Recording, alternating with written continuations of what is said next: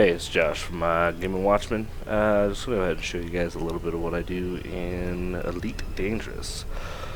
So, just recording this narration after the fact, because I didn't feel like talking while I was playing, because I concentrate when I play. So, I'm bounty hunting. I got my eagle.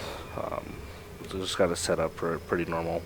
Got myself some 2 pulse lasers, and I got my gimbaled multi-cannon up on the top. Just heading out to some resource extraction sites to see what I can get. I find these to be the best for bounty hunting. I always walk out of there with anywhere between 20 to 80,000 credits, depending on how long I stay. And this one I actually come out on top about 30. So we jump in, and the first thing I want to go ahead and do is take a look around. I'm looking for people who are, maybe laser shots. I'm looking to see where people are mining. And also just checking out the pure raw beauty of this game. I love the rings in this game. They're just well modeled, and they're modeled out anywhere. I mean, I've jumped into them resource extraction sites, a couple accidentally, like a couple 100 kilometers away, and still out there. I mean, you can still find people out there. Chances are you're probably gonna get wrecked, but all in all, it's a lot of fun. So I started going in, looking for miners, looking for people to scan, and trying to see if they're wanted. And of course, first person I find is a Cobra Mark III, and he's wanted. I always look forward to finding Cobra Mark IIIs. They always have a higher bounty, so I'm just going to go ahead and check. Yeah, I see this guy's worth a good almost 20,000, a little over 20,000. So what I'm doing right here is I'm going into the sub-targets, and it's the first time you try, and I'm just looking at what I can start to target on the sub-targets. And I picked the power plant because I want to see if his shields don't recover as fast, and also work with weapons and stuff. So start taking out his shields. This battle was a lot of fun. We got into little close quarters here. I mean, very close quarters this whole. But I generally try to keep on their ass as close as possible. So I start taking them out right here. Generally, a lot of times when you're in resource extraction sites, when you're doing these battles, you're going to have a lot of, I guess you can call it help. Essentially, you have the NPC, people try to come in and take the bounty themselves. The system authority is always here, but I try to get them before they can go. So start shooting at this guy, and he doesn't take kindly to it, so he buggers off. Always trying to, I use just basic dogfighting techniques, nothing fancy. I keep my assist on because I haven't really learned the flight assist off yet. I'm getting to that point. I use it a couple times when it suits me, but so far it's not really one of those things I do. So you get into points like this, I'm always putting my power to the shields when they come at you, because you want to make sure you can withstand the hits from them. Power management, I didn't use that effectively in this battle at all. So notice the shields go down, I just start unloading with that multi-cannon. The multi-cannon just eats structure. So right here it gets a little close for comfort. I start pulling down on him, and I gotta get out of there. So after applying my lateral thrust, I turn around and continue the battle where I was. And from right here, I wreck them. There's no getting away from me at this point. So pop them out, and my thermal load's going off because I forgot to do my power management, get my lasers back up to speed. But ultimately, my multi-cannons finished the job. So boom, there it goes. And it was 22 right there. So yeah, during that battle, I had gotten the shield cell bank. I'd recently bought it just right before this battle. I'd never used them before, and I had put them up on my weapon loadout. And unfortunately, every time I pulled the trigger to shoot right at the beginning, I was popping shield cells, which there was no need to do it. So I didn't have it for the rest of the time, but I learned my lesson at that point. So I now know how to use them. I have a button on my joystick that I can use them, so I turn them off on the modules or in the weapon loadout there. I take care of it. So we head off into the asteroid belt. I notice I still have it selected, and it just brings up that big, ugly resource extraction site thing right there. So I want to go ahead and turn that off just so I can see better. I do that right here. Oh, you'll have to excuse me during all this. It's real cold outside. I was just outside, so my nose is a little runny. I feel like I'm almost a little under the weather, but so you have to excuse me for this video. No excuse. I should have waited. Anyway, so I take off. I see some firing. Those big laser strikes are a good indication that there's some shit going on. So I luckily, the first person I target is a wanted individual. So I'm not. It's a sidewinder. He's probably only worth a couple thousand. I don't even bother checking. So I just want to go in and get some money. So I'm gonna take him out. It's kind of opportunist. It really is opportunistic, I should say. But it's money. Yeah, if there's a way to make money in Elite Dangerous, I'm gonna make it. And this is one of the cheaper ways to do it. It requires some skill. It's medium risk, medium reward. I'm not going anywhere big up fast. I stay away from the battles and the politics of the game so far, mostly because I'm too far away to jump 150 light years away and just take a whole day of getting there to take place in some of that stuff. I mean, I really want to. The story of this game is so far, I think, is really interesting. And if anyone asks, I'm all for the Empire and what they're doing. I've got my own little theories. So, yeah, this little Sidewinder, he doesn't stand a damn chance. Sidewinder's this starter ships, and this guy's got no paint job, nothing, no skill. He's done. He did try to jump away. It's always satisfying when they try to jump and you just wreck them. So I get scanned, of course, by System Authority. I check to see what that guy dropped. Picking that up, I'm assuming it'll be stolen, so I don't. So I start scanning some of the other people around here, seeing if anyone I can find, and start just using my peripheral vision to see what I can find out there. And I see some miners out there. This is really just admiring the beauty of this particular asteroid belt. It's excellent. It's just excellently mapping. So out of the corner of my eye, I did see that, and I started pulling into these guys. I apply all my thrust, my powered engines, and start thrusting my way over there. I just installed a new power plant on this thing, so I recover engine, weapons, and shields quickly. So I start looking for the guy who's wanted. I'm assuming it's this guy, so I stick on him. Everyone else is shooting at him, and deploy my hard points and just kind of go in for the kill. This guy's a complete scrub. There was no challenge in this fight. It's a Sidewinder.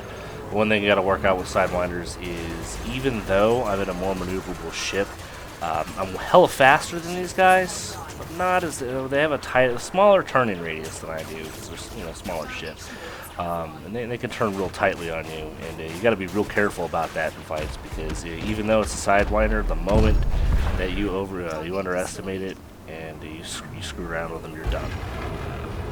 So I take him out, pop back into the field, and start looking for more battle. And lo and behold, I see some. So I start thrusting myself over there. Well, I've been playing this game since the beta. I had bought it. I think I had bought it in Gamma when I was a backer for it. I unfortunately didn't play it as much in Gamma as I wanted to, mostly because I didn't have a joystick at that time. Using this game with the mouse and the keyboard, it's really accessible, but it's not my style. Like, I'm really into the sound of this game, the look of the game, the feel of the game, and with a joystick that's just uncomparable. I'm looking forward to getting the Oculus Rift for it. Just the 3D, the depth of 3D in this game, from what I've heard and what I've kind of seen, is amazing. But the battle I went over there, looks like Apples took him out. Apples is one of the escorts for one of the guys back there. Yeah, Apples takes him out.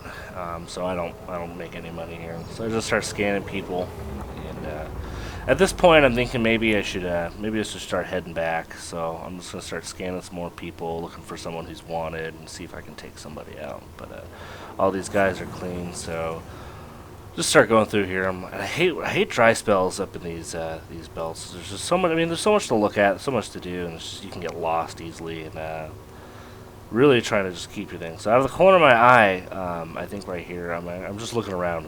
I'm admiring that part. I screen capped that. It's just gorgeous. I love the look of this game. So I always see stuff out of the corner of my eye. So if you see me just jerk, it's because I'm you know, looking out the corners. And I love the full view of this cockpit. It's very X-wing, very Star Wars, and Star Wars X-wing is my first game, first base game, first game in video game in general. So it's a good little throwback for me that I enjoy. So just start trolling around, seeing what we can see. So I see all these system authorities heading somewhere, which means somebody was under attack and got assaulted. So they're going for somebody, and lo and behold, there's a Cavalier, I think his name was. So time to take him out. He's in a Cobra Mark III. Love the Cobra Mark IIIs, like I said. Definitely gonna get a bounty. Don't have enough time to check this guy's out bounty. I don't have a K warrant scanner, unfortunately. I could have checked to see if this guy was wanted in any other systems. Chances are, if he's wanted in this system, he's probably wanted in another one else. But I haven't bought a K warrant scanner, mostly because it takes up the basic discovery scanner hardpoint, or not but the point defense hardpoint. And I like my point defense. It does come in handy every once in a while. I don't use it doesn't get used as much as it should, mostly because I'm not really getting missiles flown at my face. I don't make it a habit of being shot at by missiles. And I think if anyone wants to live long enough in Elite Dangerous to make money, you should take that advice and don't get shot at by missiles. So I start taking this guy out. He tries to swarm in on me, but I'm wise to the Mark III's ways at this point. Their turn radius is tight at once, and they lose all thrust in an inertial direction. So they stop and then they head forward. So if you just apply a little bit of down thrust and get underneath them, you can outturn them easily. So just utilizing a little bit of power management in this battle between shields and weapons. I don't do it as well as I should. I keep forgetting. It's just a thumbstick away for me, and I don't do it. And I don't know why. I think it's just the ADD in me. I don't pay attention. I lack focus. I think I was just trying to make some money this time, because this is my first recording. And so I think I was just recording some combat just to narrate it, see how it works. This is my first experiment with filmmaking, talking, and I just got a whole bunch of free stuff for it, and I'm working it out. So. And I want to share Elite Dangerous with everyone, because this game, it's a really good game. $60 American.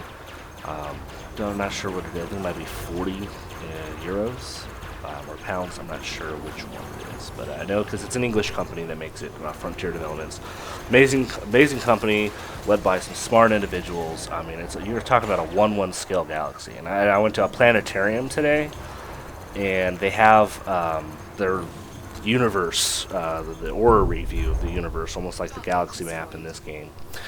And it was just amazing to see that they have a huge dome, and it projects on the huge dome, so it's like the night sky that moves through. And if you have motion sickness, don't go to a planetarium show.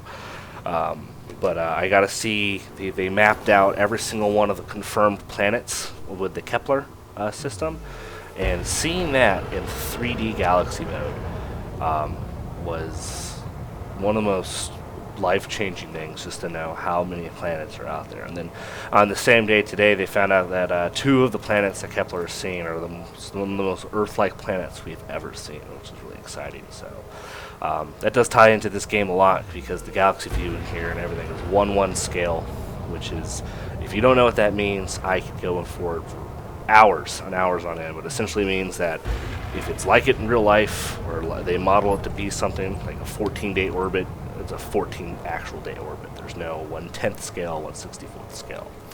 So back to the game, though. I saw some combat out there, so I snapped 2 out of the corner. It was right out of the corner of my eye. I snapped 2 out of it, and I see them looking forward. First off, I see the guys, the federal security, shooting at, and then the wanted guy shooting at one guy. So I finally figured out who the wanted guy is that come in. And this is an interesting fight, because this Sidewinder is, for an NPC, is not a stock Sidewinder. This guy is hella fast. I actually have almost a little bit of trouble keeping up with him. But he just whips it. And he like, that slow down right there was instant. And then I'm like, I had to scramble. I'm like, oh fuck, he's gonna get behind me. So I come down to bear on him, and he's whipping around somewhere. By the time I see him, man, he's already 1.5 kilometers out. So I start unloading on this dude, and this was a little tougher fight, because this guy was quick, and I wasn't expecting it. Generally, Sidewinders are not as quick as this guy. So luckily federal security was there flecheing him, but if you watch him, I do most of the damage to him. That guy does nothing.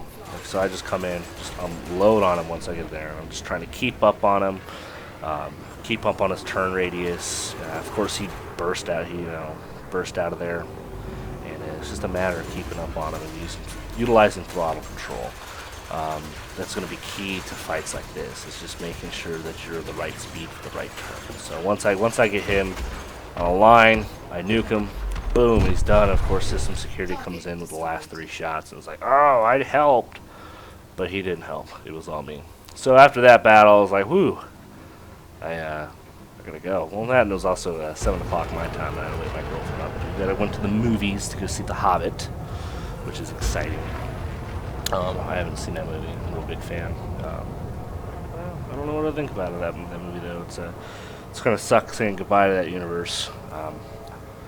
That was a little underwhelming. So I got 41,000 credits for vouchers, and so now I need to find what system I need to take back to. So what I noticed is like, okay, so I have to go to the system map to figure out which stations here can actually take my bounty. So the bounty was for Federation. So I look at the 3 here just to see what the controlling faction is and which their alliances are, and I see I don't want to go to the one in the middle. So I end up having to go one of the orbitals, and it's going to be the closest one to me. So I just look up at the navigation menu and see it's Chilton Dock, and we're just going to go ahead and head there. 4, 3, 2, 1, engage.